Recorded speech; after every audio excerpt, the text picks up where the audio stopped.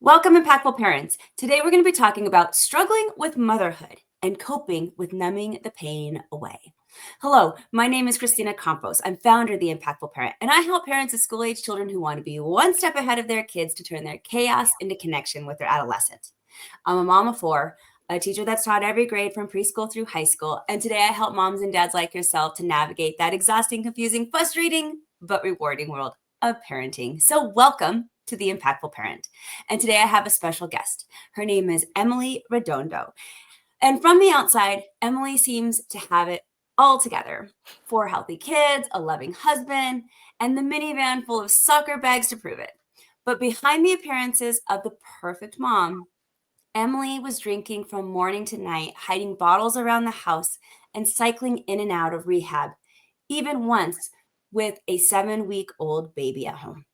Now, her new memoir, Wife, Mother, Drunk, an intergenerational memoir of loss and love, reveals how the pressure to be the perfect and societal expectations of motherhood can actually mask addiction and mental health struggles.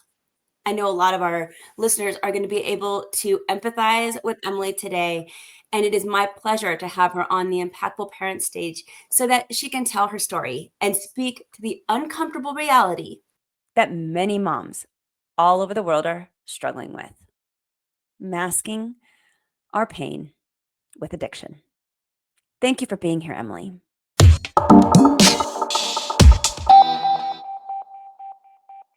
Absolutely. Thank you for having me. We're going to start off with your story. Tell us the background of it all. What was going on, Emily? Well, I didn't know what was going on actually. But in terms of, my upbringing, I was basically raised in Plano, Texas. My family originated in Minnesota. And I really struggled from the very beginning with being the fit in girl. And then I had some traumatic things happen to me as I was growing, through my teens and 20s. Um, my parents were both alcoholics. They drank very differently. I didn't really realize or identify my mom as one because she was more the kind of numb out, quiet uh, type, and my dad was more of the raging, kind of stereotypical, like angry drunk. Um, and then I went through a couple divorces. I went through different universities, and my drinking really showed up shortly after I had my first daughter. So I was about 27 the first time I got sober. I was 41 or 42 the last time. So that's kind of a timeline of how long this battle has gone on. Wow. I appreciate you being here and just being candid about your background and all the things because it's such a heavy subject. And I know you write about hiding bottles and Mhm. drinking from morning to night. So, can you walk us through what a typical day would look like for you during that time? Yeah. So I think one thing that I want to say right off the bat is the very first time I got sober, what looked a lot different than the last time, what was going on before I got sober. It definitely only gets worse. I can say that for sure. But what would happen is a typical day, I would wake up before the house woke up, really.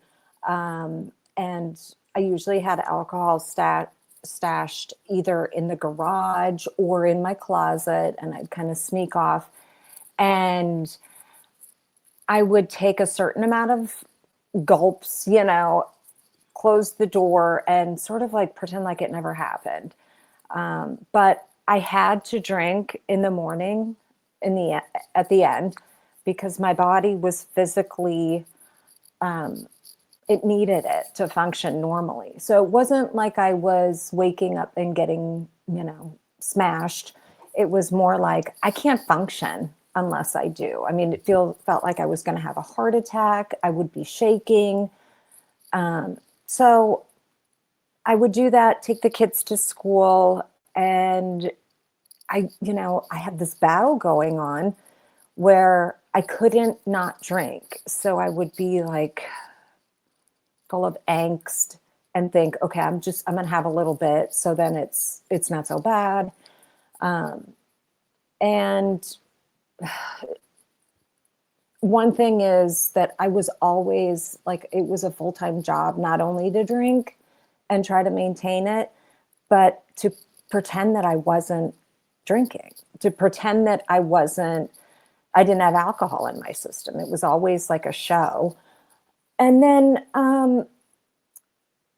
my husband at one point, especially towards the end, absolutely didn't trust me. So I would get breathalyzed at night. That was part of our deal. So I would go into like major sober up in the late afternoon. And, you know, that was not pleasant at all. Sometimes I would like, if I didn't think I was sober, I would come up with things where I would try to lie, I would flat out lie, or I would just try to dodge it. But, and then I would do the dinner, making dinner, getting the kids ready for bed, checking on homework, this kind of a thing. And then after that, my husband would kind of go outside and smoke a cigar. And then I would a little bit kind of drink myself to sleep. And the whole time I'm like trying not to, and I can't stop myself. That's the addiction that's in my brain. Drink myself, kind of to sleep, but I always had to make sure that I had a little bit saved for that morning, the next morning, and then it would start all over again, and I'd wake up somewhere between like 4 a.m. 4 a.m. is like the worst time in the world. I just hate that time anyway, but that was usually when I woke up, was like between 4 and 6 a.m. And I would drink to try to get myself through the morning with the kids, getting them off to school and stuff. Now you're talking, you're hiding it. And at the same time, I hear you saying that, your husband knew because he's giving you breathalyzer tests. But just to give reference to people who are even identifying with you right now, and they're not in their head, and they're saying, I'm doing this podcast not only to bring awareness to Right. people who aren't in your position, that there are moms out here who are struggling and we need to support you guys, or also to say, oh my gosh, this is me. And to identify with your story and hopefully recover, to help those mothers that are Mm-hmm.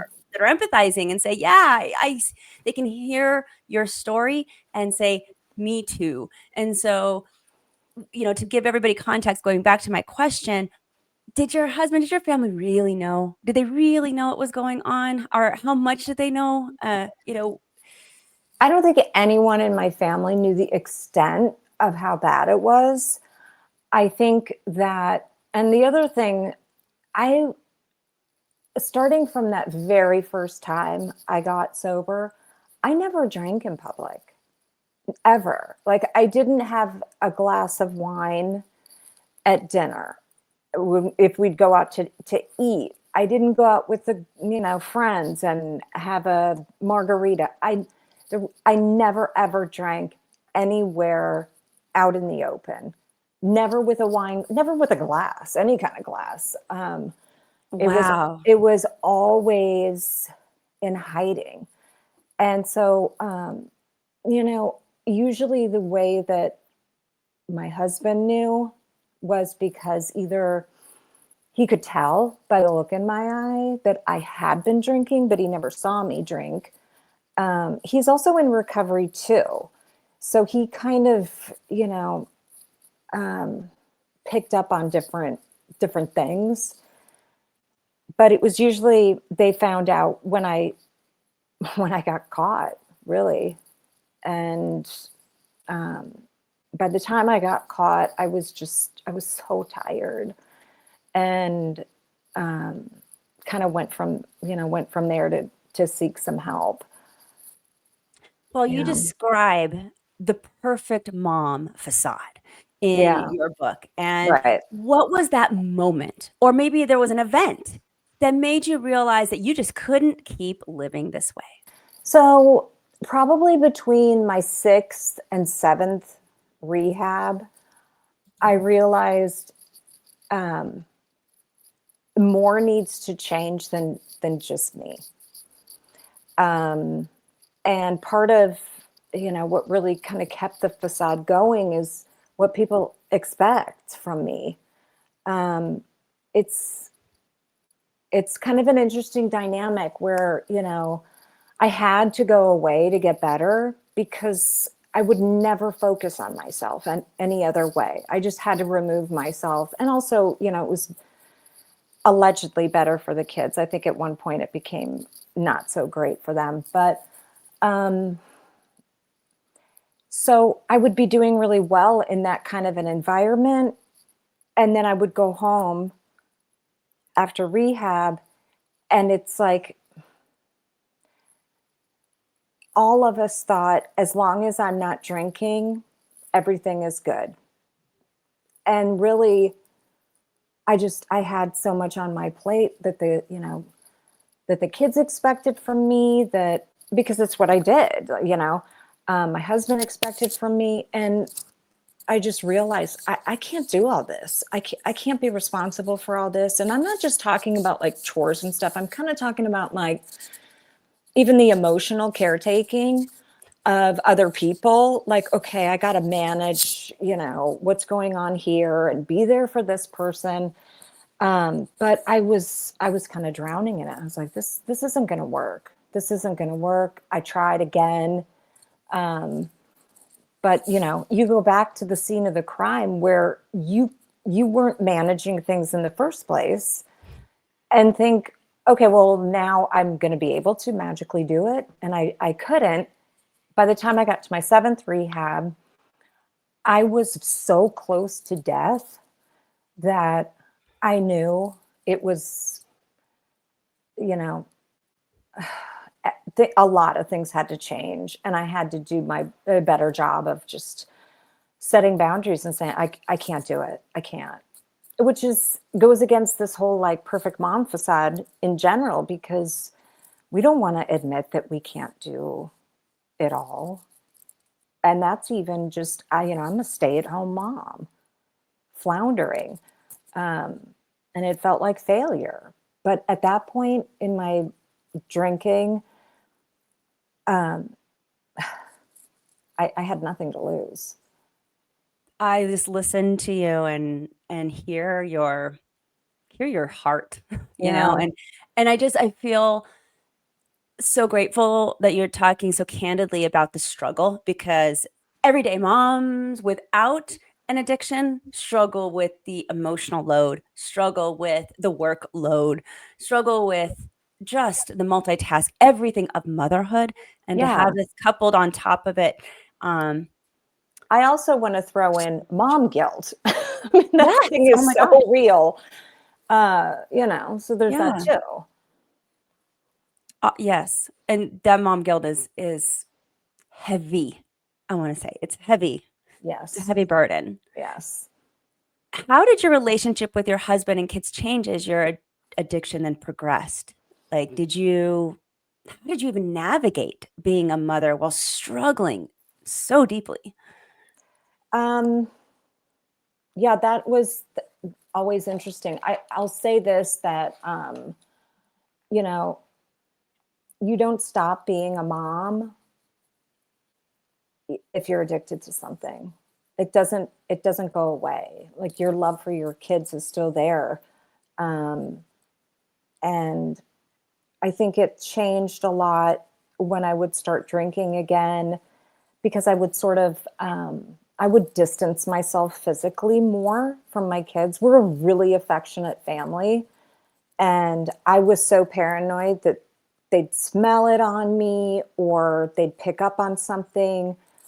So, in fact, I have this just nightmarish memory of my oldest daughter when she was, going through adolescence, and all she wanted was for me to come sit with her on the couch.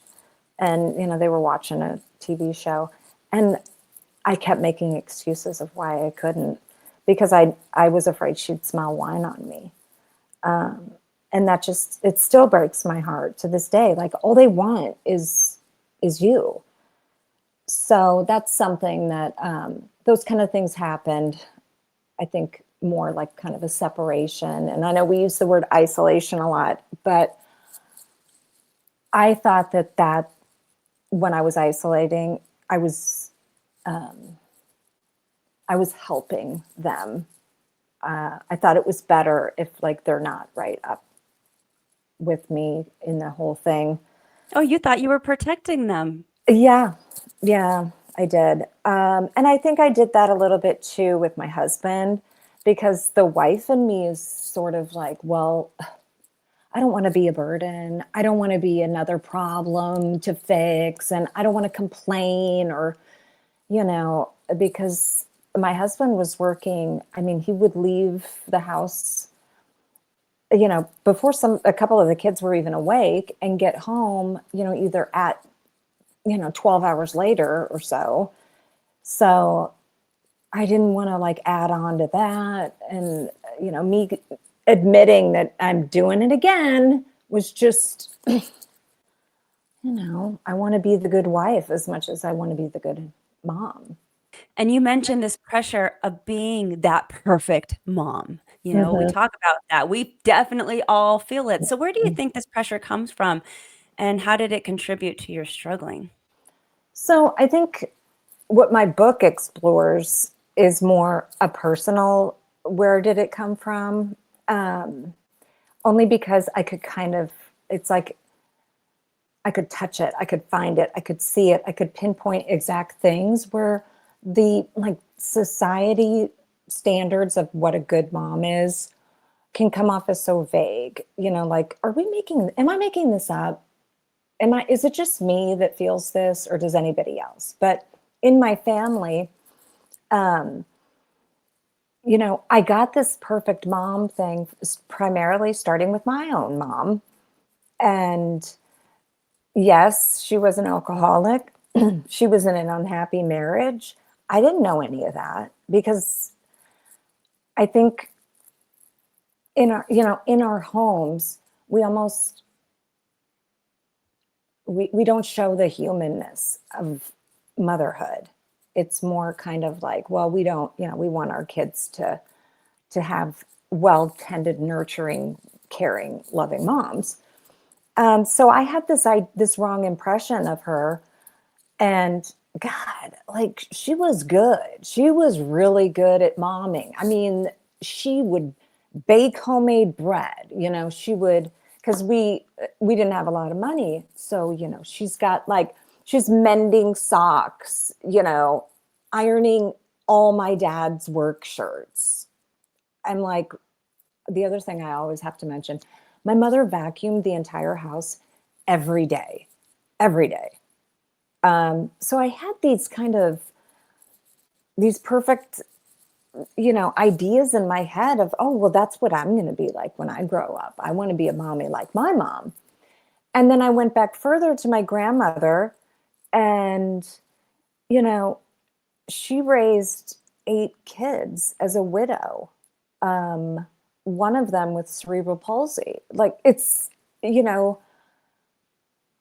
I mean, the woman could do everything. And I'm thinking, I can't do a damn thing. What am I doing? So there was definitely a family connection to the perfect mom idea. Um, and then, uh, I think moms really get caught up in, I call it the curse of comparison, where I see the volunteer of the year mom at the elementary school, and, like, you know, I can't even find the right matching socks for my kids in the morning, more or less, volunteer for 5 hours every day. So there was, like, those kind of things where I'm just judging people's outsides by how I feel on the inside. And even if I know that's what I'm doing, I still feel it. I still feel it. I love that line you just said about judging people on the outside for how you feel on the inside. I just had to repeat that. That is like mic drop right there. Yeah. Very profound idea and realization. What did you feel like the biggest societal pressure that you had? What did you have to live up to as a mother? Did you feel like you just had to you just had to be Betty Crocker? I like what how did Well, these expectations prevent you from seeking help sooner? um, well, for one, um, I didn't want to disappoint anybody. Mhm. Um, and including, my own mom. Um, I have a mother who got sober once and stayed sober.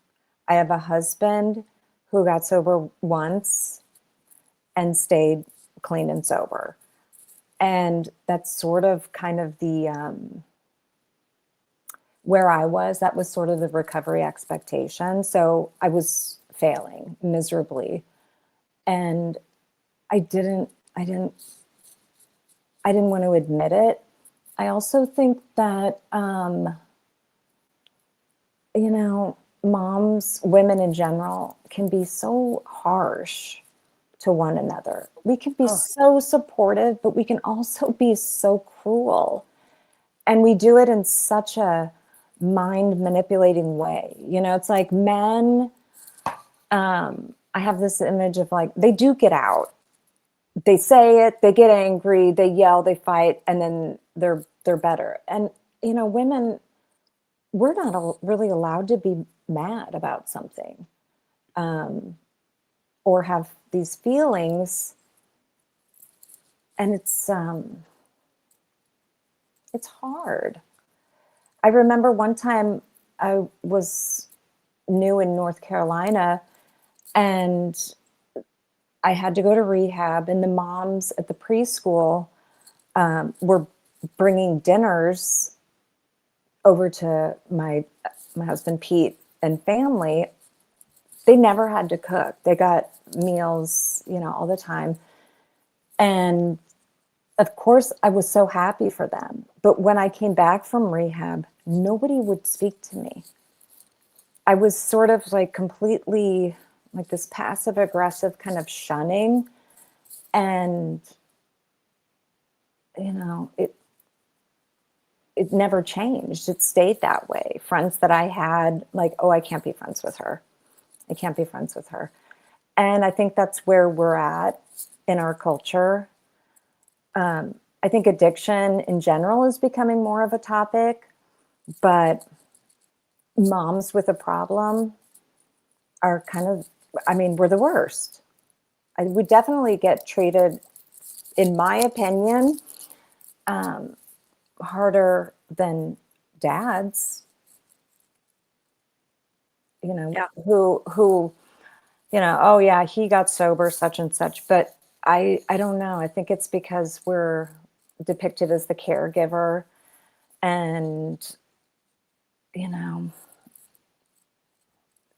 those types of things are just seen as a weakness, as a failure, and they don't go away. I mean, I'm still living with it. So, Yeah.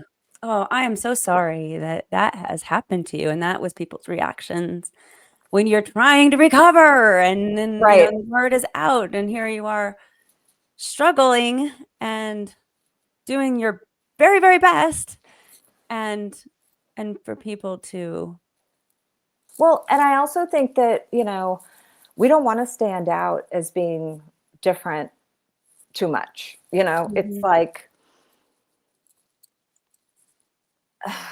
and we're not really allowed to make mistakes that we learn from and try to do better.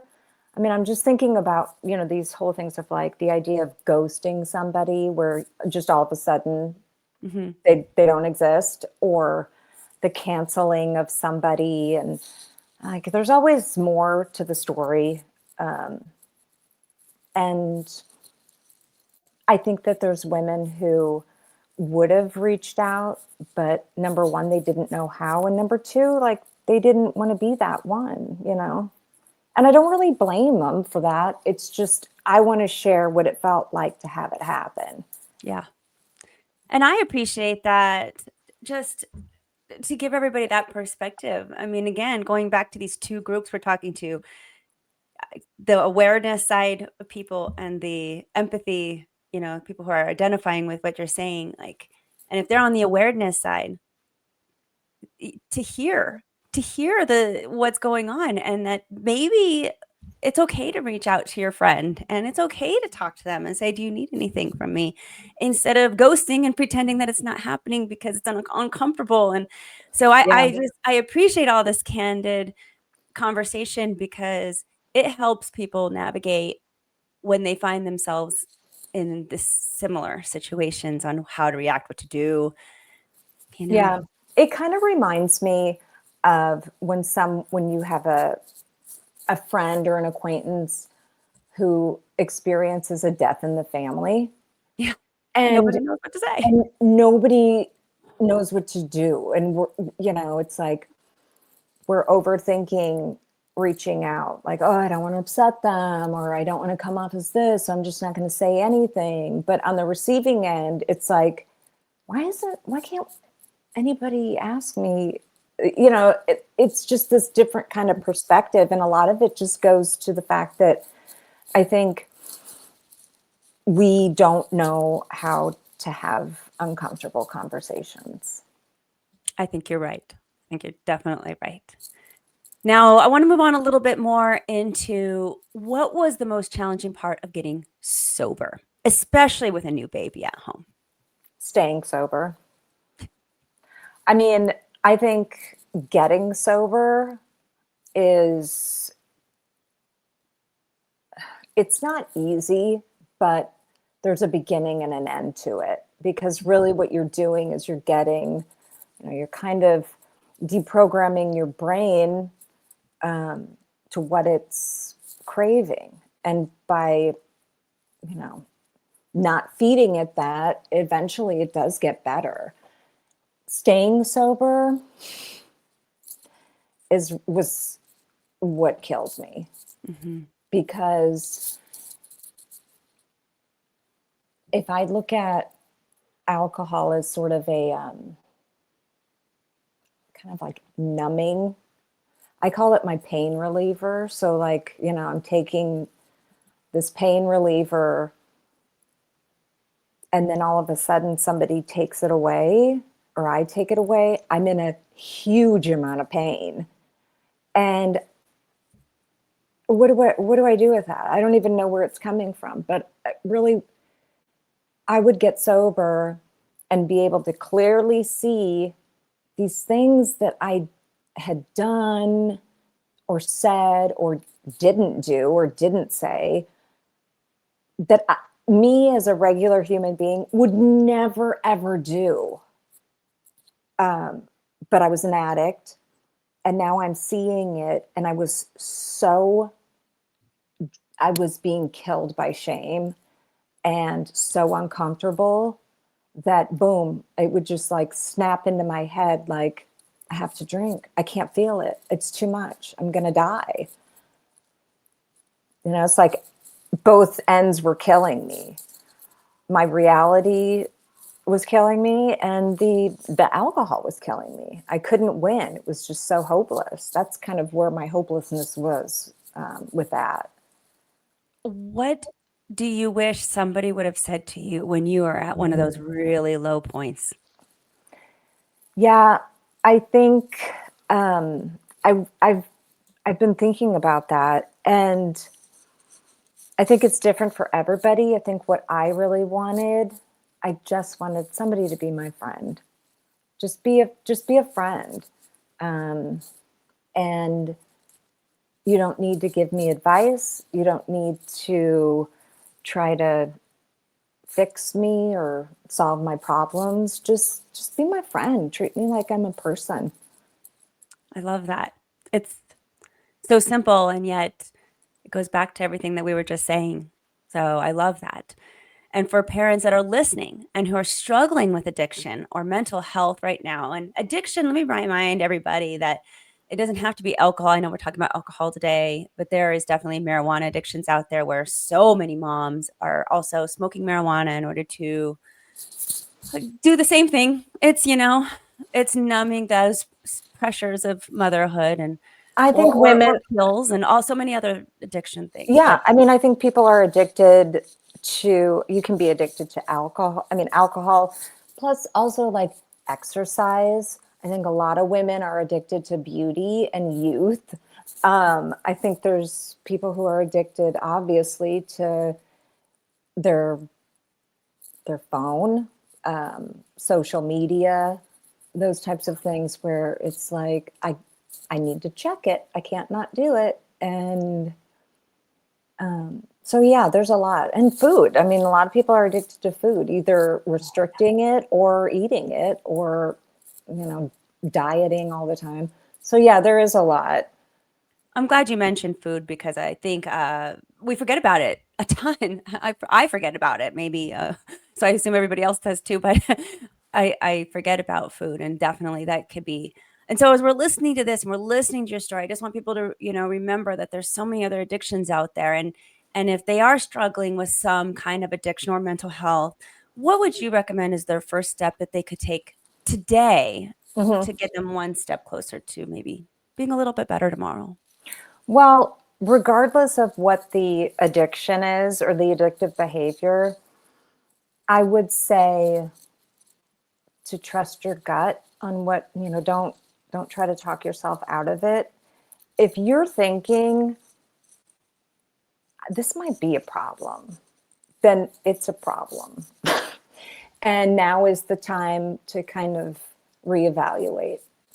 That's what I would say, first of all. And then the other thing is kind of goes on what I was saying is it's really hard for your very first step to be walking into a support meeting or sitting in on some special whatever session that focuses on recovery.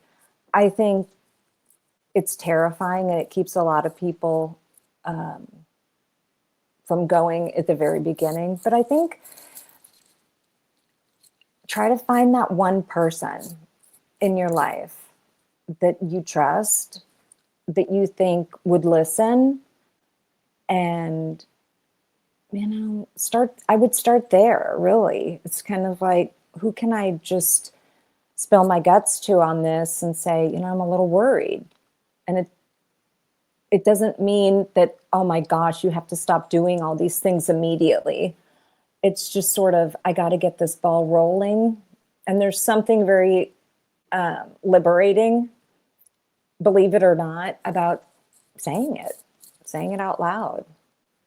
And your memoir Yes. explores intergenerational trauma. And so, what did you discover about your own family's history that aided and actually helped you understand more about yourself to aid you in your recovery? Yeah. So I found out actually that, there was always this lore going around, like so and so maybe drank a lot or, this happened. But when I talk about trauma, it's it's not the event that is the trauma. The trauma is the response to these events. So, I went back and looked at, so my family is really from like small farming communities. And there was a lot of poverty that was very stressful. The women worked all sorts of different things. But then there's stuff like kids are, somebody's child dies tragically. There's war, World War II, World War I in my history, Vietnam. My dad was in Vietnam. And these men come back and they have nothing to do for their own trauma. There was no such thing as PTSD. People didn't talk about anything. And then the other thing is, like, people don't say that they're either died from their drinking or that they're sick from it. It's something else. But I think what I really learned is that the women in my family um, stayed silent for all of it, whether it was the men who left for war and they're now responsible for everything, or the children who passed away. I have an example of, like, in my mom's family. My mom, up until about 10 years ago, could not say her sister's name without trying to not cry. And she drowned when my mom was 21. And it's because nobody talked at all about losing her, about her. It was like after the funerals, you just pick it up and you keep moving. It's this myth of the past is in the past, but nobody talked about her. My grandma never cried for her in front of the kids. And you kind of learn that. You pick up on that behavior of, like, I can't complain. I can't show this. We didn't do feelings in my family at all. It was so dangerous. So I think that the addiction, which is interesting because the men in my family were very out in their drinking. Okay. It was very out in the open, but it's the women who wouldn't speak about it.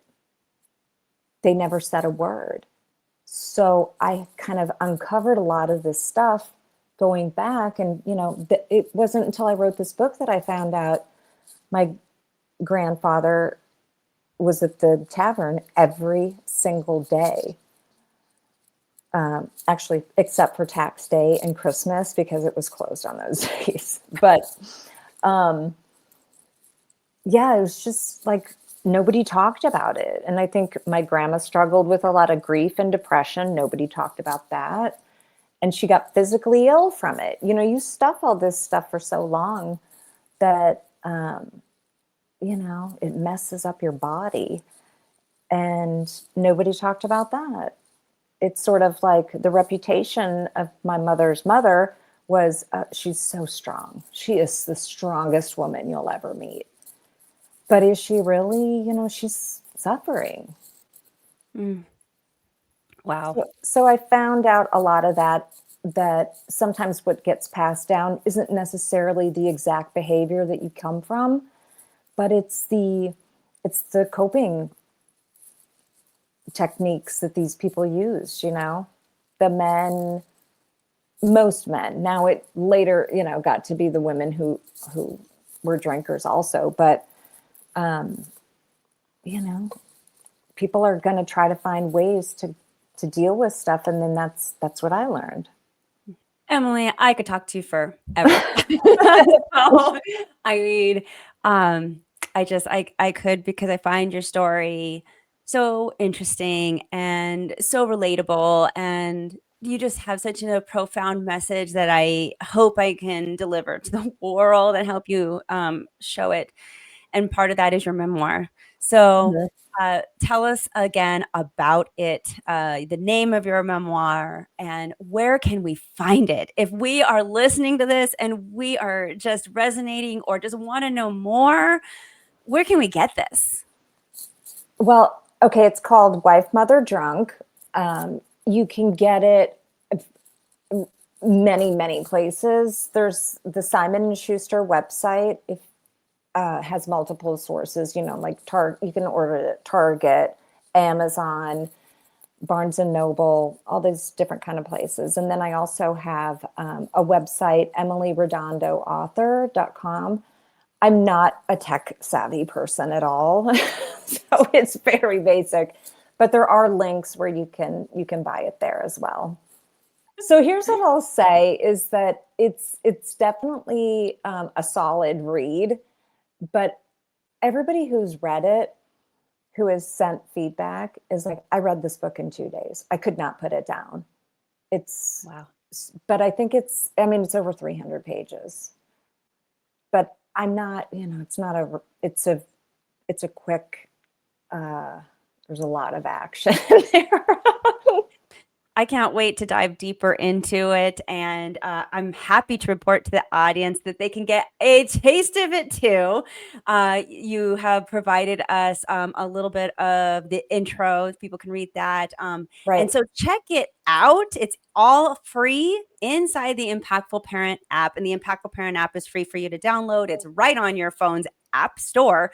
So just go to your Apple or your Play Store if you have an Android and download the Impactful Parent app, and then go to Emily's episode because it's right here, right next to it. So, and spread the word, as this is such a great message. We want to, I just think this is such a great conversation. I'm so grateful for you to just be able to speak like this. I think that this is a hidden and unspoken problem in our world today. I think it's 2 or 3 neighbors on every single block. Oh, for sure. I mean, I think it's common, it's rampant throughout our society, and yet we're all just, like we've been saying, not talking about it. We're not bringing it to the forefront, and we're not helping our neighbors, or each other, or whatever that looks like in your community. And so grateful to you, Emily.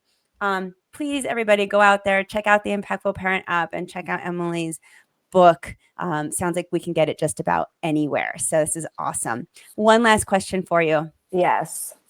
And that is, you're on the Impactful Parenting podcast. And so I have to ask, with your perspective, what does being an impactful parent mean to you today, given everything that you've been through?